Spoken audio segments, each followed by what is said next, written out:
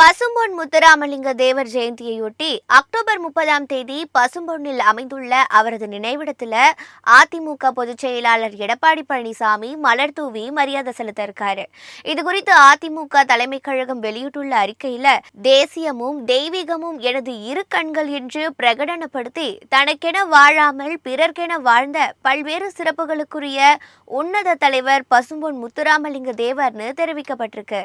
போற்றுதலுக்குரிய தேவர் திருமகனாரின் 118வது பிறந்த நாள் மற்றும் 63வது குரு பூஜை விழாவை முன்னிட்டு அக்டோபர் 30ஆம் தேதி ராமநாதபுரம் மாவட்டம் பசும்பொன் கிராமத்தில் அமைந்துள்ள அவரது நினைவிடத்தில் அதிமுக பொதுச் செயலாளர் எடப்பாடி பழனிசாமி மாலை அணிவித்தும் மலர் தூவியும் மரியாதை செலுத்த இருப்பதாக தெரிவிக்கப்பட்டிருக்கு. இதனைத் தொடர்ந்து அதிமுக தலைமை கழக செயலாளர்கள் மரியாதை செலுத்த இருப்பதாகவும், இந்த நிகழ்ச்சியில கட்சியின் அனைத்து பிரிவுகளை சேர்ந்த நிர்வாகிகளும் தொண்டர்களும் கலந்து கொண்டு தேவர் திருமகனாருக்கு மரியாதை செலுத்த வேண்டும்னு அதிமுக தலைமை கேட்டுக்கொண்டிருக்கு.